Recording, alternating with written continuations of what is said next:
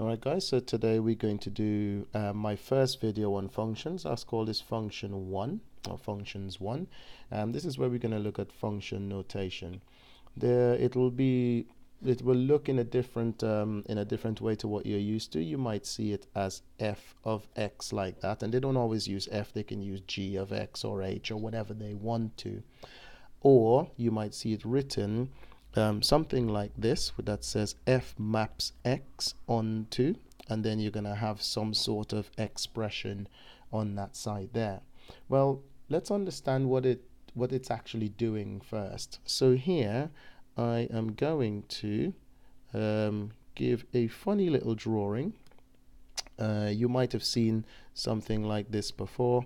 So how functions work is you put something in, so input, and this is usually your domain, whatever you put in, and then this function will then do something to it. So something happens in this machine, and then something else comes out, usually not what you've put in. So this is your output, and this is usually called your range. Okay, is your output. So that's basically what functions is all about. Now another way you might see it is you might have a domain. So these are your x values, whatever you put in, x, y, z.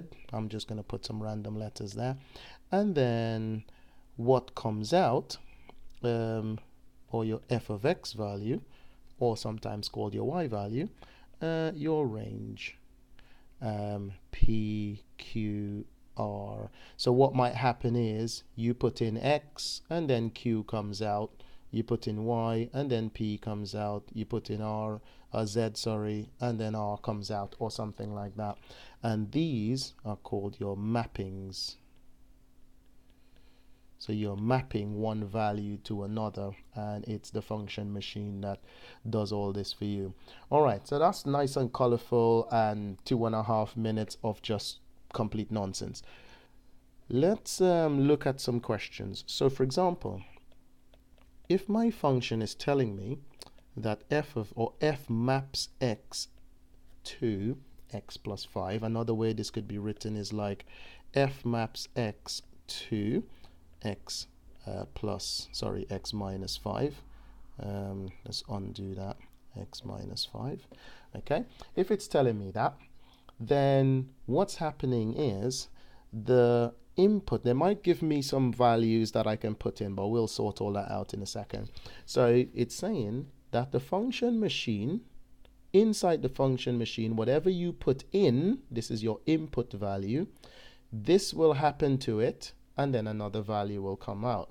Long story short, if I want to find something like f of 11, say, all I need to do is change this x for the number 11, so I get 11 minus 5, and that gives me 6, and this is going to be my output. So that's what comes out.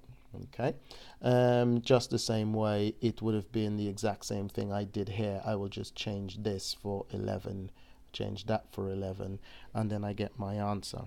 Okay, well, seeing that that is pretty straightforward, what I want you to do is have a go at a couple of questions. So I'm going to list out some questions for you. Okay, so we've got a couple of examples here. Pause the video and please do have a go. It is saying that g maps x, or g of x is equal to x squared, so find g of 6. This one says f maps x, or f of x is x squared plus 4x, find f of minus 3. Please pause the video and have a go. Okay, provided that you did it right, let's start with this one first, g of 6. Basically, once 6 go into my function machine, this is what's going to happen to it. The 6 is going to be squared, so I'll end up with 6 squared. You just change the x for 6. That gives us 36. So that was pretty straightforward. Very, very nice. Same sort of thing, f of minus 3. What I need to do when I look here, change all the x's for minus 3. So this will then be minus 3 squared plus 4 times minus 3.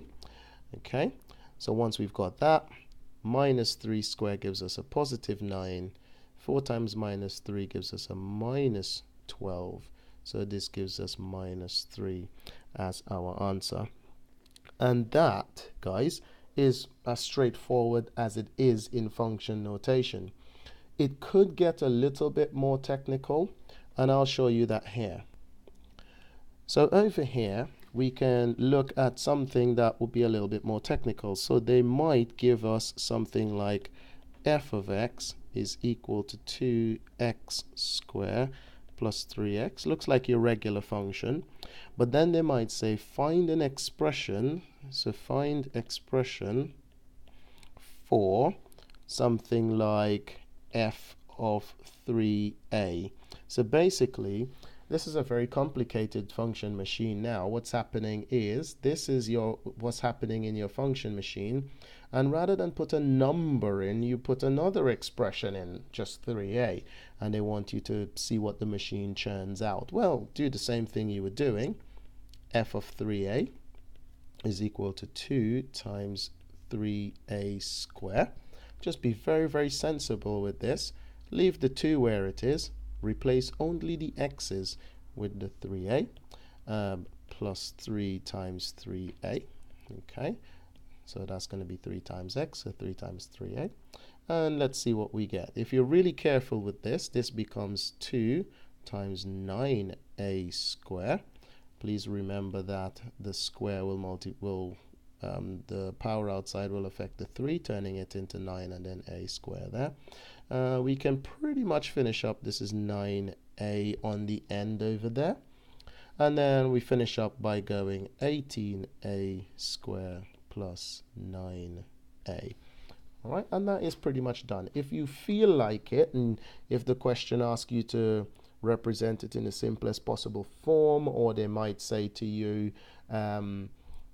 represent your answer with brackets, you can just factorize it by bringing the 9a outside and then just have 2a plus 1 in brackets there. So you can do that if you want. And again, if you don't know how I've got this answer here from a simple factorization, you might want to watch one of my videos on factorization. I think I've got a video on factorization in this same folder, so have a look at that.